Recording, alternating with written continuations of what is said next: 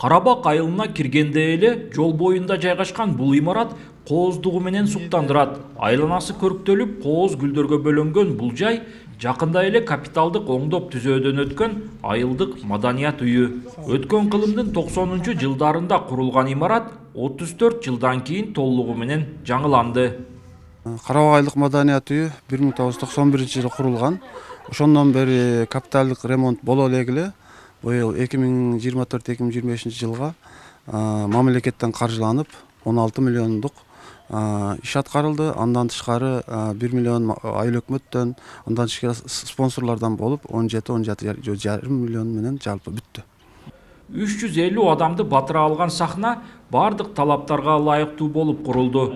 Жаңыланган жумшак отургучтар, жылуулук системалары, жарык берүүчү жана музыкалык аппараттар түрдүү маданий иш-чараларды өткөрүүгө мүмкүндүк берет.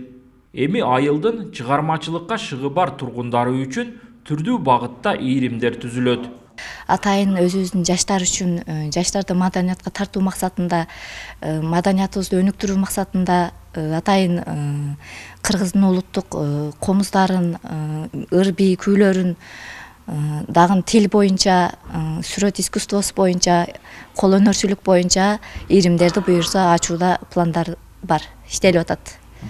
Маданият үйүнүн 2-кабатында китепканасы да бар. Мында жаңы окуу жылы башталгандан бери окуучулар күн сайын келип, каалаган китептерин алып окуп, билимдерин арттырышууда.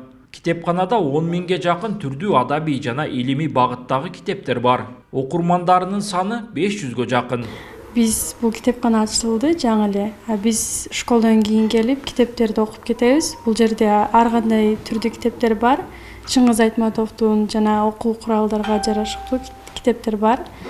Англис тилде китептер бар. Ошолорду келип окуп кетебиз. Сабагыбызды дагы кээде ошол жерде кылабыз. Айылдык китепканалардын эң алдыңкы китепканасы болду десем жаңылышпайм. Окурмандары барбы? Окурмандарыбыз азыр дагы өзүңүздөр көп болдуңуздар. Аябай көп. Ушу эмеси мектеп ачылгандан бери дагы да көбөйдү. Ремонттон өткөндүгү мындай заманбап болгондугуна байланыштуу бардыгы мындай жарык имаратка дагы тартылат экен да адамдар. Ошол себептен окурмандарыбыз дагы да көбөйдү. Белгилеп өтсөк, 350 орунга ылайыкташкан Карабак айылындагы маданият үйүнүн капиталдык оңдоп түзөө жумуштарына республикалык бюджеттен 16 миллион, ал эми жергиликтүү казынадан 1 миллион сом ажыратылган. Оңдоп түзөө жумуштары өткөн жылы башталып, ушул жылы эгемендүүлүк майрамында жаңыланган маданият үйү эшигин ачты.